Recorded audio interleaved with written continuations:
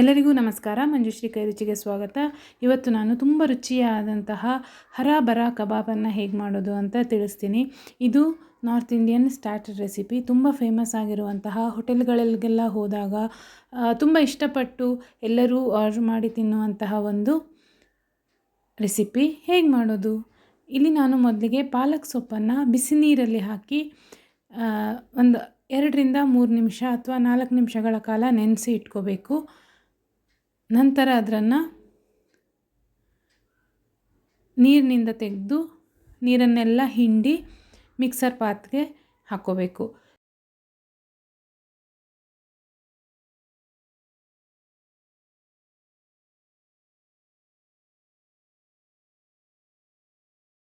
ಇದರ ಜೊತೆಗೆ ನಾನಿಲ್ಲಿ ಬೇಯಿಸಿದ ಹಸಿ ಬಟಾಣಿಯನ್ನು ಹಾಕ್ಕೊಂಡಿದ್ದೀನಿ.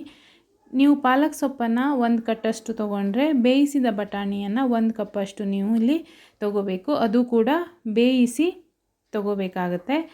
ಎರಡನ್ನು ಸೇರಿಸಿ ತರ್ತರಿಯಾಗಿ ರುಬ್ಬಿ ಇಟ್ಕೋಬೇಕು. ರುಬ್ಬಿದ ಮಿಶ್ರಣವನ್ನು ಒಂದು ಪಾತ್ರೆಗೆ ನಾವಿಲ್ಲಿ ಹಾಕ್ಕೋಬೇಕು. ಇದರ ಜೊತೆಗೆ ಕೆಲವು ಸಾಮಗ್ರಿಗಳನ್ನು ಸೇರಿಸಬೇಕು. ಮೊದಲನೇದಾಗಿ ಸಣ್ಣದಾಗಿ ಹೆಚ್ಚಿರುವಂತಹ ಈರುಳ್ಳಿ, ತುರಿದಂತಹ ಪನ್ನೀರ್ ಮತ್ತು ಬೇಯಿಸಿ ಮ್ಯಾಶ್ ಮಾಡಿರುವಂತಹ ಆಲೂಗಡ್ಡೆಯನ್ನು ಸೇರಿಸಬೇಕು. ಹಾಗೆ ಸಣ್ಣದಾಗಿ ಹೆಚ್ಚಿರುವಂತಹ ಶುಂಠಿ ಬೆಳ್ಳುಳ್ಳಿಯನ್ನು ಹಾಕೋಬೇಕು. ಶುಂಠಿ ಬೆಳ್ಳುಳ್ಳಿ ಪೇಸ್ಟ್ ಹಾಕಿದ್ರೆ ಅಷ್ಟು ಚೆನ್ನಾಗಿ ಇರೋದಿಲ್ಲ. ಶುಂಠಿ ಬೆಳ್ಳುಳ್ಳಿಯನ್ನು ಸಣ್ಣದಾಗಿ ಹೆಚ್ಚಿ ಇಲ್ಲಿ ಹಾಕೋಬೇಕು. ಹಾಗೆ ರುಚಿಗೆ ತಕ್ಕಷ್ಟು ಉಪ್ಪು, ಬ್ಲ್ಯಾಕ್ ಸಾಲ್ಟ್ ಸ್ವಲ್ಪ ತಗೊಂಡಿದ್ದೀನಿ. ಬ್ಲ್ಯಾಕ್ ಸಾಲ್ಟ್ ಹಾಕೋದ್ರಿಂದ ಚಟ್ಪಟ ಫ್ಲೇವರ್ ಕೊಡುತ್ತೆ. ಕೆಂಪು ಮೆಣಸಿನ ಪುಡಿ, ಗರಂ ಮಸಾಲ ಪುಡಿ, ಕೊತ್ತಂಬರಿ ಪುಡಿ, ಜೀರಿಗೆ ಪುಡಿ ಎಲ್ಲವನ್ನು ಇಲ್ಲಿ ಸೇರಿಸ್ಕೋಬೇಕು. ನಿಮಗೆ ಬೇಕು ಅನಿಸಿದ್ರೆ ಸ್ವಲ್ಪ ಅರಿಶಿಣವನ್ನು ಹಾಕ್ಕೋಬೋದು. ಹರಾಬರ ಕಬಾಬ್ ಅಂದರೆ ಅದು ಸ್ವಲ್ಪ ಗ್ರೀನ್ ಕಲರಲ್ಲಿರುತ್ತೆ, ಅದಕ್ಕೋಸ್ಕರ ಅರಿಶಿಣ ಬೇಕು ಅಂತಲೇ ಇಲ್ಲ. ಎಲ್ಲವನ್ನು ಚೆನ್ನಾಗಿ ಮಿಶ್ರ ಮಾಡಿ ಅದಕ್ಕೆ ಎಷ್ಟು ಬೇಕೋ ಅಷ್ಟು, ಅಂದರೆ ನಾವು ಟಿಕ್ಕಿಯನ್ನು ಮಾಡ್ಕೋಬೇಕು.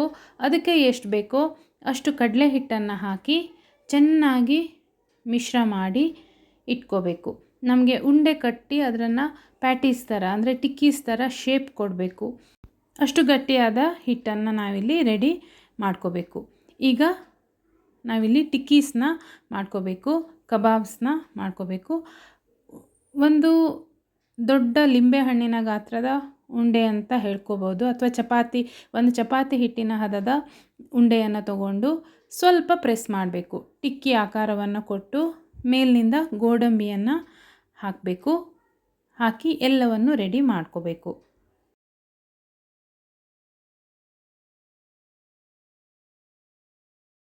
ತಯಾರಿಸಿದ ಟಿಕ್ಕಿಗಳನ್ನು ಶಾಲೋ ಫ್ರೈ ಮಾಡಬೇಕು. ನಾನು ಸ್ವಲ್ಪವೇ ಎಣ್ಣೆಯನ್ನು ಹಾಕಿ ಎರಡೂ ಕಡೆಯಲ್ಲೂ ಚೆನ್ನಾಗಿ ಹೊಂಬಣ್ಣ ಬರುವವರೆಗೂ ಬಿಸಿ ಮಾಡಿದ್ದೀನಿ. ನಿಮಗೆ ಬೇಕು ಅನಿಸಿದ್ರೆ ಇಮಿಡಿಯೇಟಾಗಿ ಆಗಬೇಕು ಅನಿಸಿದ್ರೆ ನೀವು ಡೀಪ್ ಫ್ರೈ ಮಾಡ್ಕೋಬೋದು. ಡೀಪ್ ಫ್ರೈ ಕೂಡ ಮಾಡ್ಬೋದು.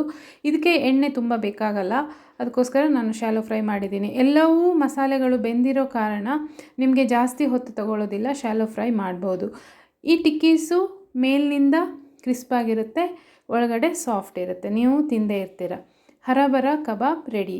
ನೀವು ಮಾಡ್ಕೊಳ್ಳಿ, ನನಗೆ ಫೀಡ್ಬ್ಯಾಕನ್ನು ಹೇಳಿ. ವಿಡಿಯೋನ ಹೆಚ್ಚೆಚ್ಚು ಶೇರ್ ಮಾಡಿ, ಚಾನೆಲ್ ಸಬ್ಸ್ಕ್ರೈಬ್ ಮಾಡ್ಕೊಳ್ಳಿ.